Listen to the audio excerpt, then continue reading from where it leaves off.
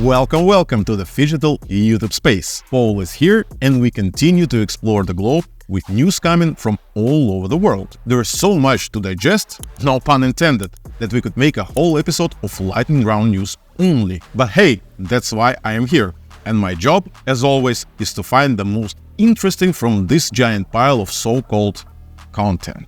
So in today's episode, we'll take a look at the end of UFC and WWE as we know it. Speaking of UFC, we'll take a closer look at the upcoming, set to be legendary anniversary UFC 300. Then, right after that, a fresh new game, for sure worth your time. Which one? Stick around a bit and find out yourself. Can't spoil everything. So, it's time. Phygital All-in Digest. Let's begin.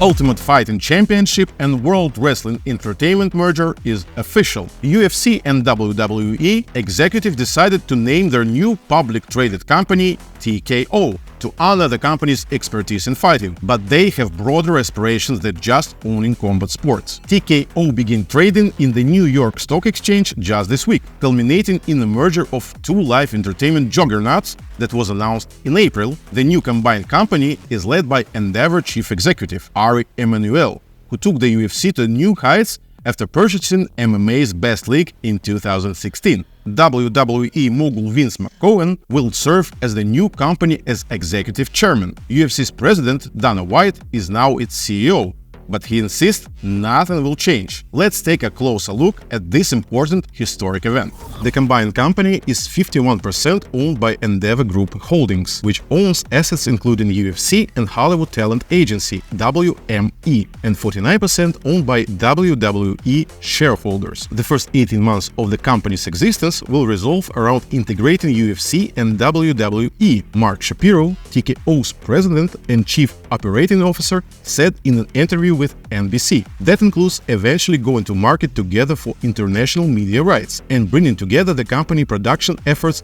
and back offices, Shapiro said. After that, TKO plans to swing into acquisition mode to grow the company, he said. We will ultimately be the marketplace looking for the other sports properties. We will ultimately be in the marketplace looking for the other sports properties that we can bolt onto the flywheel enhanced by Endeavor, Shapiro said, adding the company has a strong desire to expand internationally. Endeavor also owns professional bull riders and two tennis tournaments, the Matteo Madrid Open and the Miami Open. The flywheel includes Endeavor's representation of professional athletes through WME, its expertise in negotiating media rights, product licensing and enhancing live events to boost venues' fees. Shapiro also envisions direct-to-consumer options with TKO that don't exist yet. WWE currently streams on NBC Universal's Peacock in a deal that concludes in 2026. Shapiro said other streaming entities have already expressed interest in bidding on the rights when the deal expires. In the coming months, TKO executives will also negotiate new media deals for WWE Raw and SmackDown on traditional pay TV. NBC Universal and Fox currently own those rights. Dana White had several comments on the merger. I'm excited about the future and what we're going to do. And I always am, regardless. But after this merger, we're just so much more powerful than we were just yesterday. We're just going to continue to kick ass like we do every single year. For people that are fighters or media or whoever, this just takes the whole thing to another level. It's so much bigger and so much more powerful when you think about all the things that I want to do before my time is up here. Today made it a lot easier and a lot more doable. The UFC boss is passionate about creating performance institutes and believes new investments will help him to do that and make MMA a global sport. You might not become a fighter, but you become a trainer. You will have something to do with the sport and touch the sport in some way to help it grow. Let's see what the future holds for the martial arts, but it sure looks bright. Moving on to the next news. In the spring of 2024, the best promotion on the planet is preparing a grand event. An anniversary numbered tournament will take place of UFC 300, where McGregor return and the unique Fury-Jones fight could take place. True, the organizers still need to come in an agreement with all the participants. The league bosses want to make something historic and incredible out of this event. Rumors about potential fight are slowly starting to emerge, and frankly speaking, the signs are truly impressive if Dana White and his matchmakers bring everything to life. The event promises to be Truly fantastic. There is growing talk that the main event of the evening will feature the long-awaited return of Conor McGregor. Some fans are even speculating that Notorious is specifically not fighting Michael Chandler, whom, by the way, we talked about the previous episodes, in order to compete at UFC 300. If the Irishman passes all the necessary tests in the near future, he will actually be able to appear in the octagon. A great end to Conor's career? Another high-profile event promises to be confrontation between Russian Islam Makhachev and Alexander Volkanovski. It was clear that revenge was only a matter of time, and the best option is an anniversary number tournament, which will attract incredible attention. Volkanovski has already spoken about his desire to compete at UFC 300. He believes that the rematch with Islam at UFC 300 is one of the most high-profile fights that can be organized today, and fans of mixed martial arts are waiting for a fight, which so far looks like a fantastic option, but could very well become a reality. John Jones missed the anniversary UFC 200 due to a doping scandal, but he's obligated to perform at the next such event. But it's not Sergey Pavlovich who is predicted to be his opponent. There is a possibility that the American will retire after the fight with Stipe Miocic, and at UFC 300 he will fight Tyson Fury. The Gypsy King has already announced that he received a contract from the league for this event, but the fighters have not yet made a final decision. It is already clear from these expected fights that UFC 300 can truly become a historical event. However, everything is not so simple, because a fantastic card was also announced before UFC 200, but over time it fell apart, and the event had to be literally saved. There is a confidence that Dana White will work on his mistakes, which will allow him to host his dream tournament.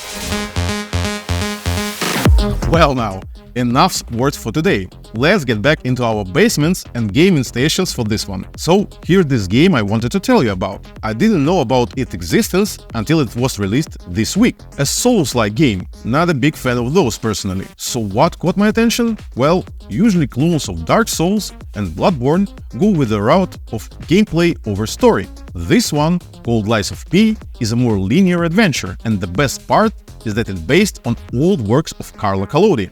Who is this guy? Well, he wrote a little book called Adventures of Pinocchio, an old story about a wooden boy and his quest to become a real boy. Sounds fun? Well, this game is not for little children for sure. Let's take a look at another interpretation of an old classic.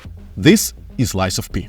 You know, we entered a new era of increasingly crowded Souls-like arms race when we're now turning classic children's stories into dark, twisted Bloodborne pseudo-sequels. But hey, here we are. Yes, Lies of P is yet another game inspired by the dark and unforgiving From Software masterpieces that have captured the hearts of so many, but it's also an undeniably impressive standout amid a sea of games chasing the Souls-like trend. It suffers from some uneven difficulty and overly linear level design, but its impressive story, extremely well-tuned combat, and memorable areas and boss fights mean that this isn't one you should miss out on. It's fair to say that sometimes Lies of P emulates its inspiration so closely it feels like someone else is pulling its strings, a little too forcefully. But that puppet show is still a whole lot of fun to watch. It's both praise and criticism to say that Lies of P follows the blueprint pioneered by From Software down to the finest detail, with precious few deviations. The UI and menus are strikingly similar to every Souls-like you've ever played. The aesthetic is almost identical to Bloodborne, and combat is a methodical dance of attacks and parries designed with difficulty in mind. One of the ways it does set itself apart though is its with story, which is a dark reimagining of Carlo Collodi's Pinocchio, a story about a mischievous puppet known for telling falsehoods and longing to become a real boy. Lies of P version takes a lot of liberty in its such more gory and depression version of the classic tale, but it got some nice nods to its inspiration, including an untrustworthy cat and fox, and a neat mechanic where you have to choose to tell lies or the truth, which have an impact on the outcome of your adventure. I can enthusiastically recommend you spend your time hanging out with Geppetto and friends, if you've been waiting for Bloodborne remaster or a sequel that may never come. Lies of P is the next big thing. Elon Musk is also one of us, a true gamer. He said that at the time he dated Amber Heard, she made a Mercy costume for their private life. He even added a photo. Well, heroes never die indeed. We need more celebrity cosplays. Here's a video of MR.BEAST casually renovating a random family's house. I'm about to offer these people a free home renovation. How's it going? Wow! Hey, can I pay you money to let me renovate your house? Yes. Hope we finish before she gets home. We're heading home. Oh my God! This is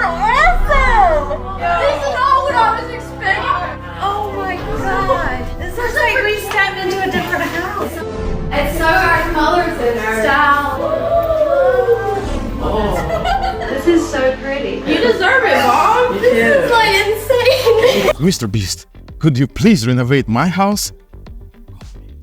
This one is actually a funny one. NBA 2K24 face scanner on XQC stream might have seen a different person.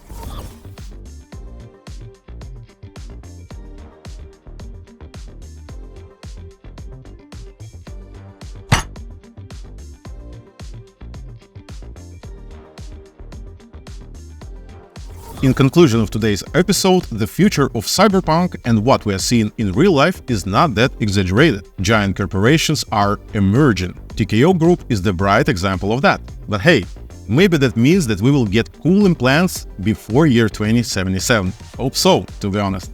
I'm not Adam Jensen after all, I would kindly ask for this. And if you like what was happening on the screen for the past 10+ minutes, it means that our team can be proud. Don't forget to subscribe and leave a like in that case. My name is Paul and I hope to see you in the next episodes.